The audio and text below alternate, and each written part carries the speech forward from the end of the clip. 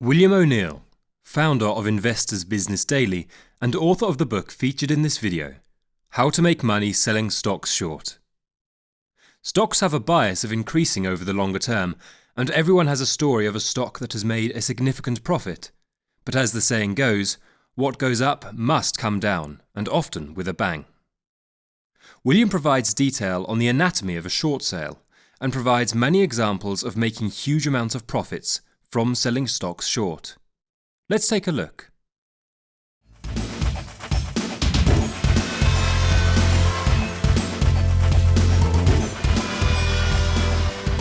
We present How to Make Money Selling Stocks Short.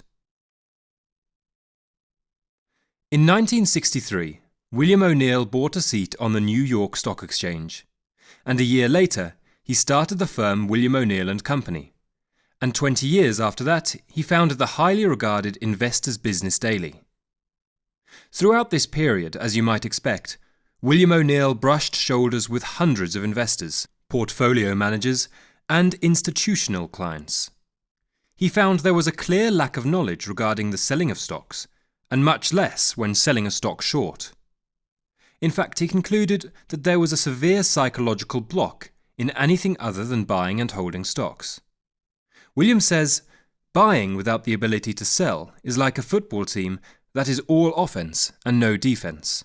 To win, you must understand and execute both.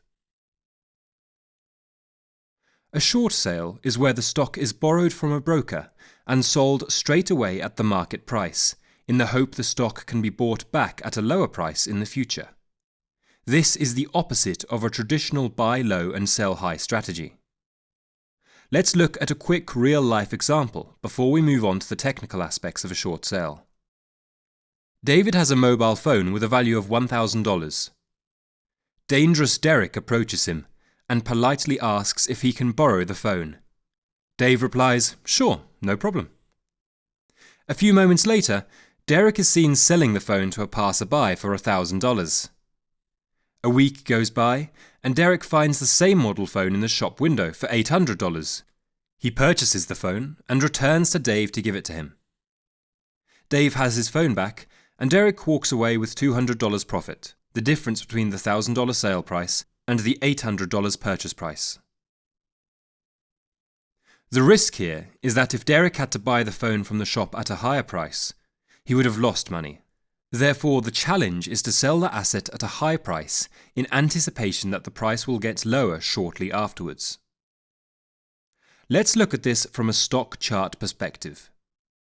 The trader in question was advanced enough to notice a head and shoulder pattern within this chart.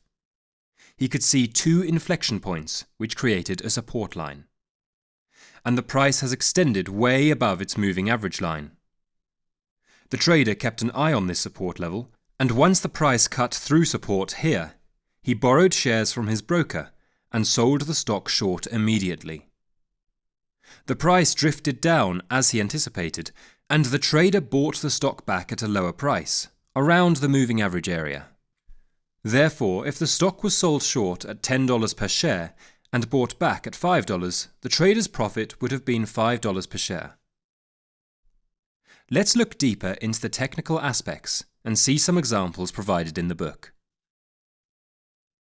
William ONeil says, "It is best to time your short selling with the action and movement of the general market averages.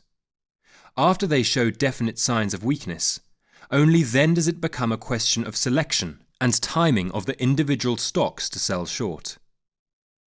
We see here the example of the Dow Jones Index in 1984 and the characteristics discussed by William.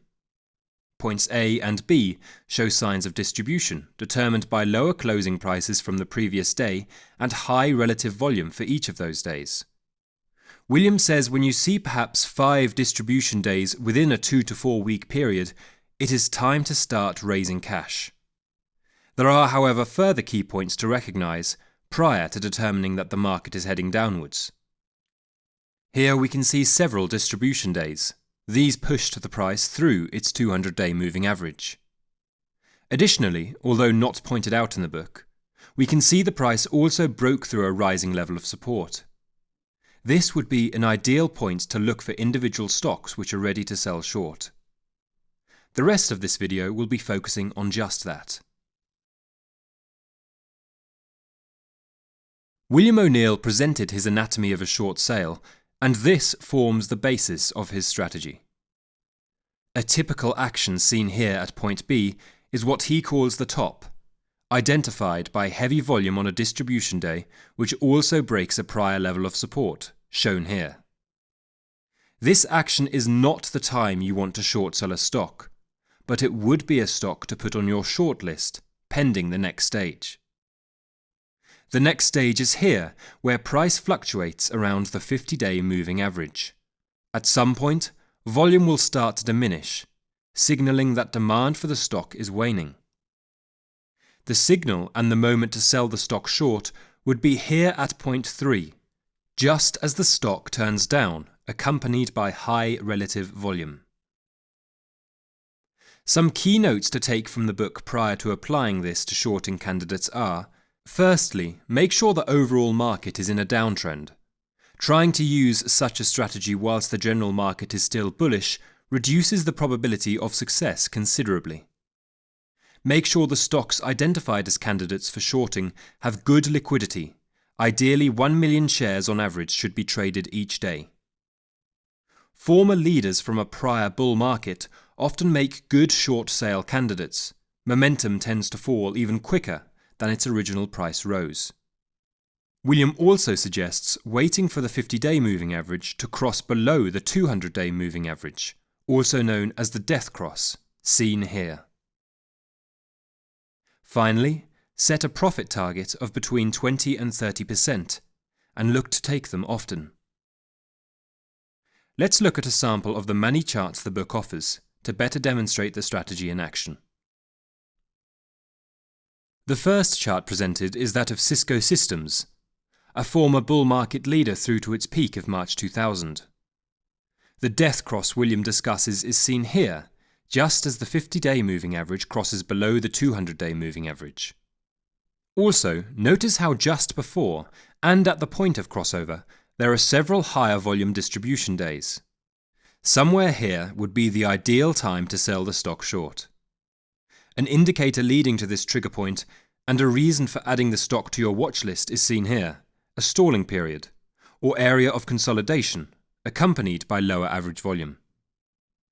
This suggests the stock is no longer in demand. William also points out a secondary short point here, again a few weeks of consolidation, a bounce off the 50-day moving average and a spike in volume. The stock eventually lost 90% of its value from the peak of March 2000, making this a great short sale. Another favourite of the late 1990s was a company called Corning. Again, we see the death cross formed through the moving average crossover.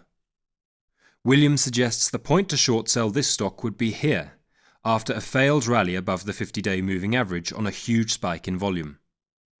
The price dropped from $55 per share to less than $9 per share in approximately 9 months. Finally, the chart of a company called Krispy Kreme donuts, taken straight from the book. We see the moving average crossover here, a 4-week rising wedge on decreasing volume, and a significant drop through the 50-day moving average on a huge spike in volume. William says the optimum point to short sell would be here.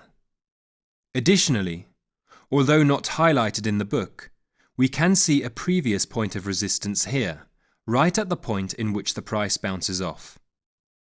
A stop loss perhaps placed here above the line of resistance would have created an excellent risk-reward trade, possibly more than a 6-to-1 ratio.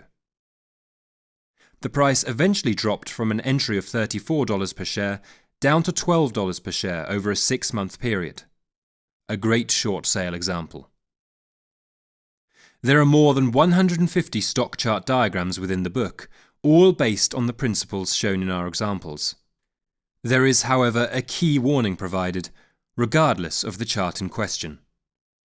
If stocks have been in a downtrend for more than 18 months, it's likely you are too late to the shorting party. Shorting stocks at such a late stage is risky and can have serious consequences. For those looking to add short selling to their strategy, this book gives great detail through the many annotated charts offered. I rate the book 4 stars and would recommend it to a more advanced level stock trader due to the inherent risks involved with selling stocks short. Thanks for listening. Please hit the like button and let me know your thoughts in the comments below.